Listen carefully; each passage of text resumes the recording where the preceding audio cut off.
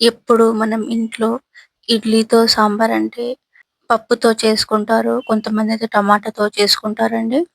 ఇప్పుడు అలా కాకుండా తమిళనాడు స్పెషల్ అయిన ఇడ్లీ సాంబార్ నేను పరిచయం చేయబోతున్నాను.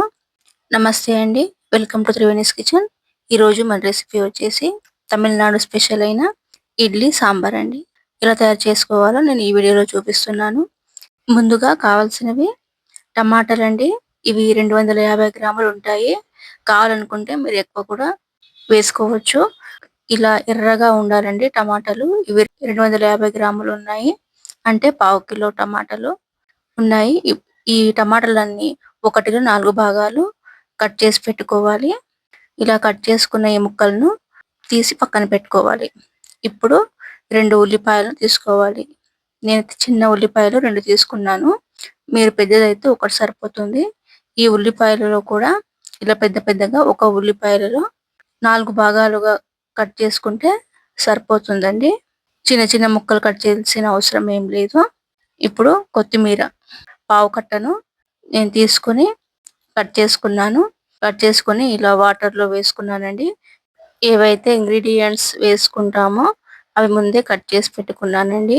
వీడియోనైతే లైక్ చేయండి. వీడియోని షేర్ చేయండి. అలాగే ఛానల్ అయితే సబ్స్క్రైబ్ చేసుకోండి. అల్లం 3 అంగుళాలు తీసుకొని ఇలా చిన్నగా కట్ చేసి పెట్టుకున్నాను. అలాగే వెల్లుల్లి రెబ్బలు ఒక 10 రెబ్బలు ఒలిచి పెట్టుకున్నాను. ఇప్పుడు స్టవ్ పైన ఒక పాన్ పెట్టి అందులో ఒక 3 టేబుల్ స్పూన్ల ఆయిల్ అయితే వేసుకోవాలి. ఆయిల్ వేసుకున్నాక 1 టేబుల్ స్పూన్ ధనియాలు అలాగే 1 టేబుల్ స్పూన్ జీలకర్ర. ధనియాలు 1.5 టేబుల్ స్పూన్ కూడా వేసుకోవచ్చండి. ఇలా కొంచెం వాసన వచ్చిన తర్వాత అంటే ఈ ధనియాలు అలాగే జీలకర్ర వేగాక కొంచెం వాసన వస్తుంది కదా! అప్పుడు ఈ ఉల్లిపాయ ముక్కలు అలాగే టమాటా ముక్కలను వేసుకోవాలి. ఒక 2, 3 నిమిషాల తర్వాత అల్లం వెల్లుల్లి ముక్కలు అలాగే అల్లం ముక్కలు వెల్లుల్లి రెబ్బలు వేసుకొని గరిటెతో ఇలా కలుపుకోవాలి. ఇప్పుడు కడిగి పెట్టుకున్న కొత్తిమీరను కూడా ఇందులోనే వేసుకొని గరిటెతో కలుపుకోవాలి. ఒక 2, 3 నిమిషాలు గరిటెతో ఇలా బాగా కలుపుకోవాలి. ఇప్పుడు ఒక 4 రెబ్బలు చింతపండు కడిగి వేసుకోవాలి. అలాగే 2 టేబుల్ స్పూన్ల ఎండు కొబ్బరి. మీ దగ్గర పచ్చి కొబ్బరి ఉన్న ఒక అర చిప్ప వేసుకోవచ్చండి. నేను ఎండు కొబ్బరి 2 టేబుల్ స్పూన్లు మాత్రమే వేసుకున్నాను. పచ్చి కొబ్బరి వేసుకుంటే టేస్ట్ చాలా బాగుంటుంది. ఇప్పుడు ఇది బాగా మగ్గాక చల్లారాక ఇప్పుడు మిక్సీ గిన్నె తీసుకొని మిక్సీ గిన్నెలో ఇలా ట్రాన్స్ఫర్ చేసుకోవాలి. ఇప్పుడు ఇందులో కావలసినంత కారం పొడి అంటే నేను 1 టేబుల్ స్పూన్ వేసుకున్నాను. అలాగే ఉప్పు కూడా 1 టేబుల్ స్పూన్, పసుపు కూడా పావు టేబుల్ స్పూన్ వేసుకొని మిక్సీ పట్టుకోవాలి. ఒకవేళ మీరు కారం పొడి వద్దు అనుకుంటే ఒక 7, 8 ఎండుమిర్చి అలాగే కారానికి తగ్గ 2 పచ్చిమిర్చి వేసుకోవచ్చు. మీకు కారం ఎంత కావలిస్తే అన్ని మిరపకాయలు వేసుకోవచ్చండి. ఇలా మిక్సీ పట్టుకున్నాక మొత్తం ముద్దగా అవ్వాల్సిన అవసరం లేదండి. ఇలా కొంచెం బరకగా ఉంటే సరిపోతుంది.